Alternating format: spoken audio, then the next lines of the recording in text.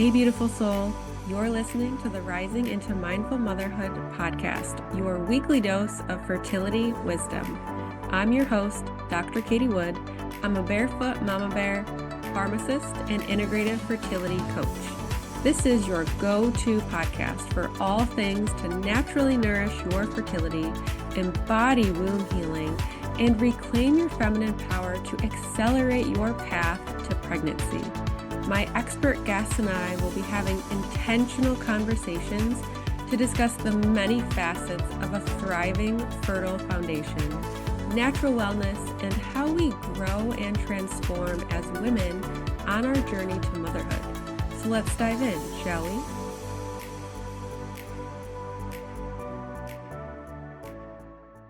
Hello and welcome to Rising into Mindful Motherhood. In this episode, I'll be talking with Nicole Lentfer, a licensed acupuncturist for over 20 years. Nicole uses natural medicine such as nutrition, herbal medicine, and acupuncture to help people live a happy and healthy life. And in today's episode, we'll be discussing natural hormone balance and signs of hormone imbalance that you can look out for and how to get things back on track. So welcome, Nicole. I am super excited for our conversation today. I am a firm believer in acupuncture and traditional Chinese medicine because you may not know this, but it actually played a very pivotal role on my fertility journey. And a few months after doing acupuncture and TCM, I was able to conceive my daughter and had a healthy pregnancy. And I just truly believe in the nourishment and support that it can bring. So I'm just really grateful to have you on today. Thank you. Yeah, I'm a big fan too. I love what I do. It doesn't even feel like work to me. That's awesome. I love that. And Yeah, I got into natural medicine. It was in the late 1900s. It seems so long ago, right? And I was a student, I was an undergrad student and had terrible acne and tried to figure things out on my own, like reading books about herbology and trying different herbs, which were only moderately successful in nothing reversed it. And I didn't want to go the retin A route. So I just avoided Western doctors about that. But it kept getting worse and worse and worse. And then also headaches and fatigue and bloating. Like I was just a mess at that time. And I was 19. So just sort of after literally praying for some answers, like I didn't know what else was available, like what other options were there, because there wasn't really internet back then. Well, there is now. So I opened up a phone book one day. I was looking for something. This was back when there were phone books.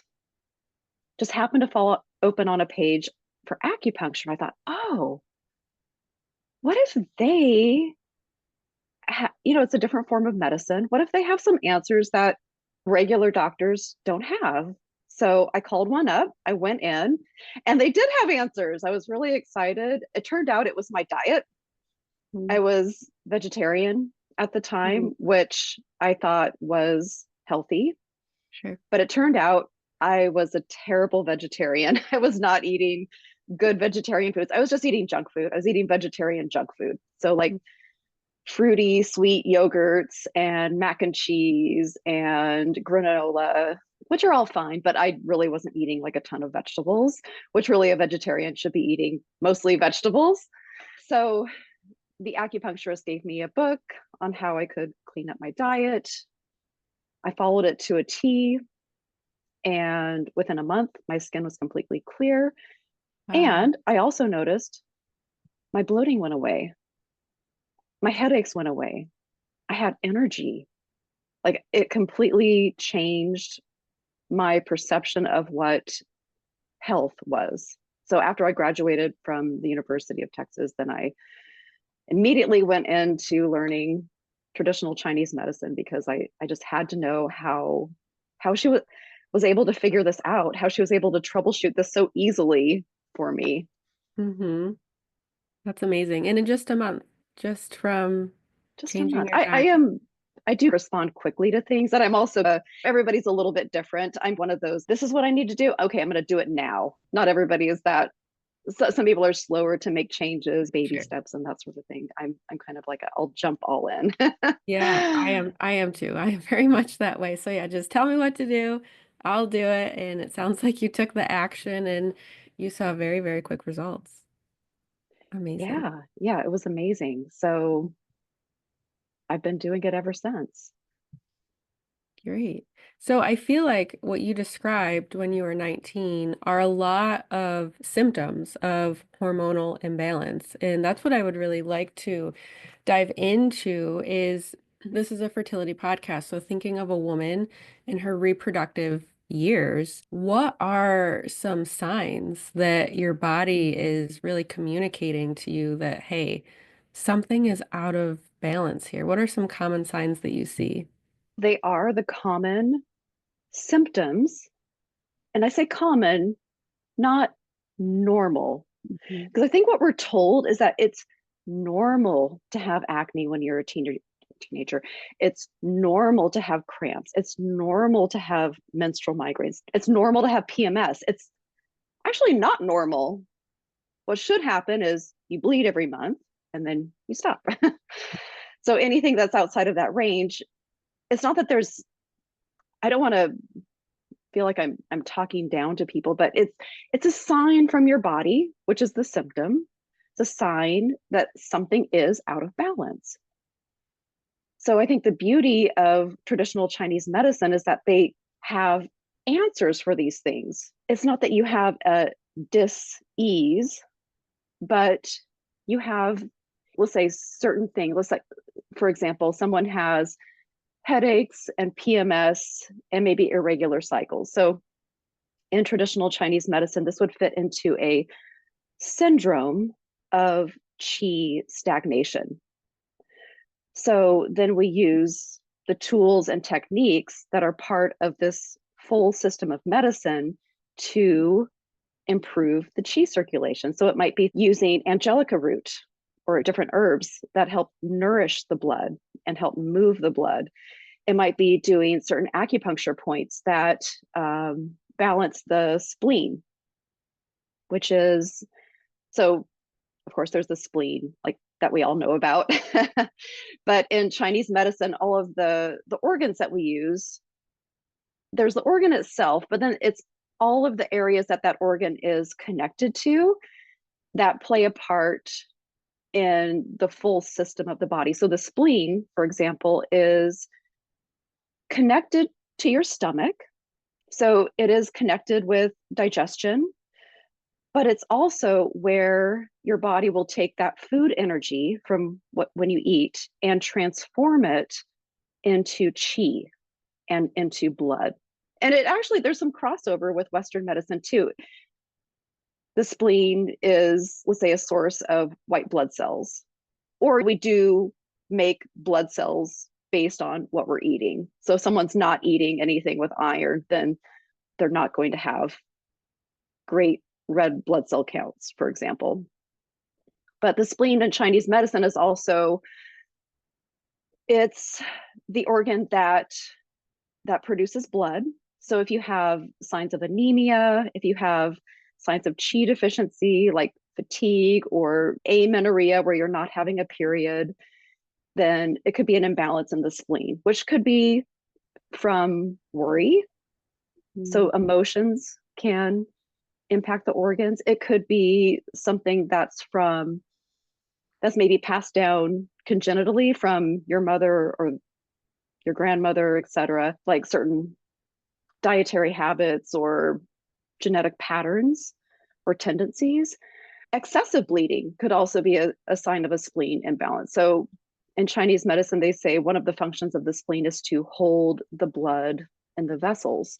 So if there's excessive bleeding or you're spotting a lot in between cycles, that could be a sign of a spleen imbalance. And would you say that that's common in women these days, having a spleen and a chi deficiency? I know that that is something that I had going on when I was trying to get pregnant. I think it's very common. Hmm. Yeah, I had it Common, as not well. normal. Yeah. Very, very common. I think Hmm. almost all women, because so the other thing that your spleen does is it regenerates the blood cells, right? So every time a woman of menstruating age does have her cycle and bleeds, then your spleen is what's responsible, and also the heart and kidney and liver in some aspect too, are in charge of making the blood again. So making some new blood cells. Mhm. So if there's too much stress, which we all have, or the diet isn't fantastic, which, I mean, let's be honest, very few people have a great diet. And by great diet, I don't mean you eat perfectly 100% of the time. I mean, like 80 to 90% of the time, you eat pretty healthy. Like it's vegetable based, you get enough protein, just the basic things. But yeah, so it's a big sign of, or a big area where people will get imbalances, I think, Mhm. just especially in this day and age because of those factors. Yeah. And for me personally, birth control played a large role in, I think, what was going on with me. And a lot of women these days are on birth control, at least in their teenage years, maybe in their 20s. And then eventually they want to start a family. So then they get off of it. I know I had a lot of blood stagnation and things like that. And my acupuncturist felt that the birth control played a role. Diet, I remember really focusing on blood nourishing foods and all of those things. So let's talk about ways that we can bring that back into balance, right? So you were saying we should be able to move through our cycles, ideally without the PMS, without the acne, without the menstrual migraines and all of those things. So how can we move back into Mm-hmm. balance using traditional Chinese medicine, maybe working with an acupuncturist, herbs, all the things that you have in your toolkit? Yeah. So finding an acupuncturist who is adept at herbal medicine is really, really helpful. The herbs are so powerful. Not every acupuncturist is great with herbs. So I would, if you're looking for an acupuncturist to work with, I would ask that question specifically, like, how comfortable are you prescribing herbs, or do you use a lot of herbs in your practice? That sort of thing. There are some herbal pharmacies that are working online where you can actually input very specific information about your cycle, and then they will send you a customized formula, which I think is great. It's a great way of taking this ancient medicine and making it so available for our technology today. But things that you can do at home, I think, are even more important. That's a foundation, because I could give somebody herbs all day long to take, and it might just be one of those like one step forward, one step back kind of things, like not making any progress. If, let's say, for example, the nutrition is not there, I really think nutrition is the foundation, it's the building block for everything else. And the way that we look at nutrition in Chinese medicine, it's a little bit different from what people expect. In my mind, and what, when I talk to people about nutrition, this is what I tend to hear. I eat healthy. So everybody thinks they eat healthy, unless they don't, unless they're really like literally eating fast food every night, and then they know they're not eating healthy. But a lot of people think I'm eating healthy. And so I ask, what does that look like for you? Because my version of eating healthy is maybe different than yours. So just tell me what it looks like. Things that will lead to period problems, hormone problems, and blood deficiency problems, which may or may not correlate with actual blood work anemia. Sometimes it does correlate very exactly, but sometimes we can find it before it shows up on blood work. But Right. you can even look at your tongue in the mirror. And if you look at your tongue, a healthy tongue is reddish pink. If your tongue is light pink or white, Mhm. that's blood deficiency. So, how do we keep healthy blood in our body? So, one of the surprising things in Chinese medicine is the temperature of your food. So, a lot of people, they have the mindset that healthy food equals smoothies and salads. And they are healthy. I'm not saying they're not healthy, but they're cold. So if that's the only source of healthy food in your diet, you're going to end up with cold. And the problem with that is that cold equals stagnation. Stagnation equals pain. If you have pain, you have stagnation. If you have free flowing blood, which is what you need for fertility, you will not have pain. To not have pain, we've got to have a balance. So if you think about sushi, for example, sushi's cold, right? It's raw fish. Anything raw or like actually like straight out of the refrigerator, cold. Anything blended with ice, cold. But here's the beautiful thing about if you go to a Japanese restaurant and you eat sushi, what is it served with? Hot tea, hot soup, miso, which is warming, and ginger. Ginger is hot. Even if the actual temperature of the ginger is cool or room temperature, ginger as an herb is a hot natured herb. So it balances. So it's like you balance the hot with the cold. But if somebody already comes in with a problem with cold, and here's how you know you have a problem with cold, touch your stomach or have somebody else touch your stomach. And if your hands are cold, touch with your forearm. If it feels cool to the touch on your stomach, you have cold, you have internal cold. So, first step is eating more warm foods, taking out, especially this time of the year in the winter. You really want to not have anything with ice. The best thing you can do for bloating, indigestion, period cramps, drink a cup of warm water. Tea or not tea, but just warm water, just heat. That's why heat packs are so effective for period pains, because the pain is from the cold, it's from the stagnation. And the heat, even if it's not from cold stagnation, there could just be blood stagnation, which could be from other sources other than cold. But a common one is cold, just because cold foods and drinks are so popular, like iced coffees. Coffee, iced or not, does have a hot nature. So if someone is drinking a lot of coffee, they might have heat signs. They might have a red tongue with a yellow coating. That's a heat type of tongue. But ice, too much ice, again, that could lead to cold.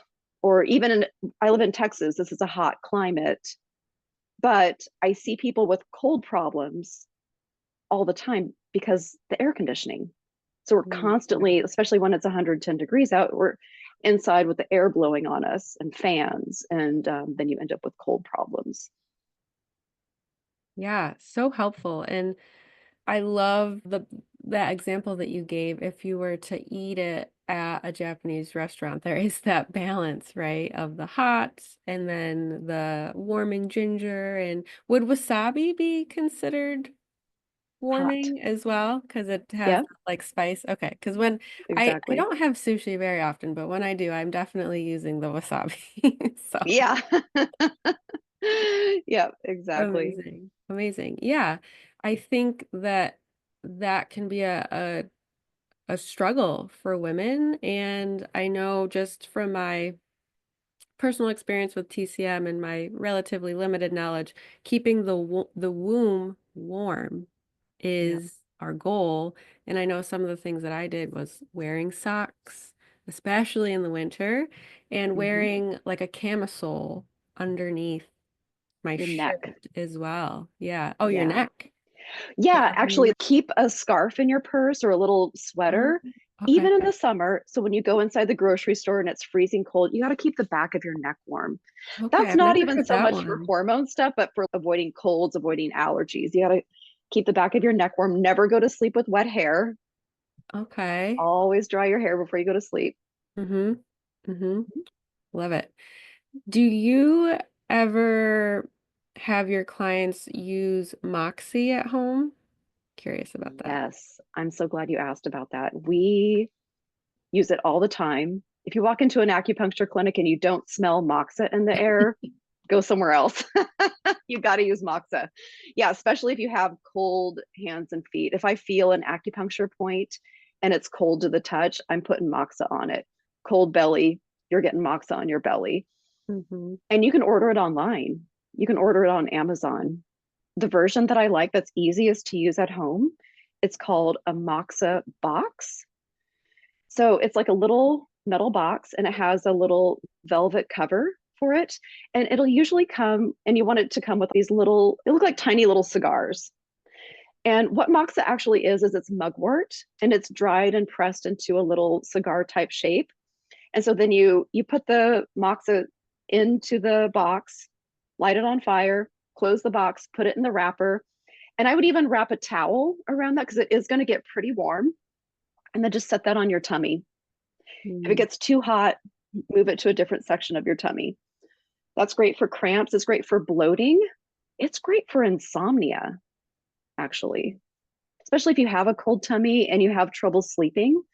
You put that Moxa on there and it just relaxes your whole body. Mhm. And also a fun little side note about Moxa is that it's also considered to ward off evil spirits. Very nice. Very nice. So Yeah, yeah. Can't that, hurt. yeah, sure. Definitely not. So what I'm hearing is focusing on room temp or warming or like warm, hot drinks, foods, your feet warm, your neck warm, your womb warm, focusing on like warm herbs, spices like ginger, turmeric, cinnamon, Turmeric. things like that. Okay. Is there And then, anything else? yeah, so I really hesitate to go really deep into herbs Yes, because I sure. like to empower people to use plant medicine, but it can go so wrong because it is something that we study for years in Chinese medicine school or other herbologists. They have their own ways of studying herbs. And the reason why people study herbs is because they are powerful and they can go wrong. I know it's all natural, but arsenic is natural too. So it could go wrong. For example, almost all fertility or hormone balancing herbal formulas will have some dongwei in there. Dongwei angelica root is one of the best herbs for balancing out your uterus. It's also the best herb to take postpartum. Hmm. But please, I would just urge anybody listening to this, just get the formula from an herbalist because just using dongwei by itself, it's it's better to combine herbs with other herbs in certain quantities and percentages, so to say, that balance out your body individually. Mhm. It's not reductionist. You know what I'm saying? I'm not saying every menstruating woman needs to take dongwei. That's not true. Mhm. It can balance a lot of menstrual problems, but someone might need dongwei with a little bit of astragalus because they need to make more qi and more blood and they're very weak and very anemic. Somebody might need to combine the dongwei with peony because they have a lot of cramps. Somebody might need to combine it with ginger and ligusticum because they have stagnant blood. But it's why try to figure it out on your own? Why not just go to an herbalist Yes. and have them help you? Absolutely. Yeah, I like to look at it as there's general recommendations like focusing on the warming foods, and then there's personalized recommendations where you should absolutely work with someone who is knowledgeable and has their credentials and expertise because it can. Vitex is out there and you hear about it all the time and it's good for balancing hormones, but it's not for everybody, It's not you for know? everybody. Yeah, Yep. so you could take something like that, thinking you're going to balance your hormones, and you could actually throw your hormones more out of balance. So definitely True. seeking out the guidance from someone who has that experience. Have you ever worked with a client who was trying to get pregnant? Several. Yeah. Yes. Do you have Yes, any absolutely. success stories that you could share? Oh, yeah. For a while, we were thinking, we're just making twins over here. I don't know why. There was a few in a row, three specifically, ended up with twins. Oh, wow. Here's my theory, though. I don't have a solely fertility practice. Mhm. I maybe more of a general medicine practice. I do see a lot of people with autoimmune conditions, a lot of people with stress, a lot of people with pain, a lot of people with hormone imbalance. But my theory is that if your body is healthy, if your body is in balance, then you will be fertile. So, my goal for my clients is just to get as healthy as you possibly can. Mhm. And then the fertility should just come naturally. I agree. And I know you have a freebie for the listeners, a free guide on using herbs to help deal with stress, which we all know that as a society, we are under a lot of stress. And when you're in a fertility journey, it can really just add on a whole another layer of stress. So I would love to hear a little bit about that guide. Sure. In the guide, I have about 30 different herbs listed, and each one specifically for what type of stress it can help with, because there's different manifestations of stress. For some people, it's digestive, for some people, it's hormonal, for some people, it's allergies or immune system issues. So it'll detail what type of stress it's good for, depression versus anxiety, uppers versus downers, and then who should not take that herb. Mhm. So, for example, licorice is used in a lot of different formulas. It's an adrenal tonic. So, it's one of the only herbs that will tone the adrenal glands. And the adrenal glands are your stress, energy, and hormone glands.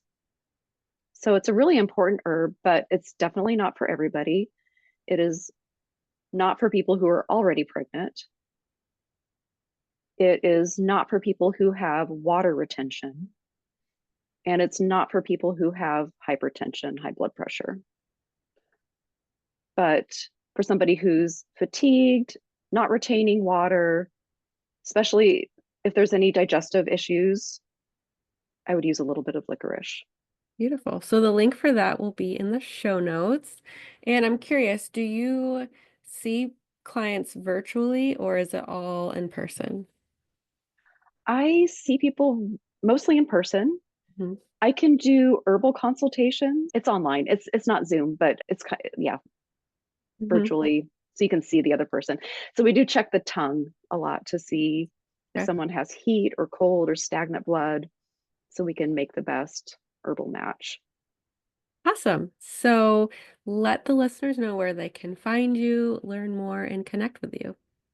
Okay, great. Our website is nhcaustin.com. That's N as in natural, H as in health, C as in center, austin.com.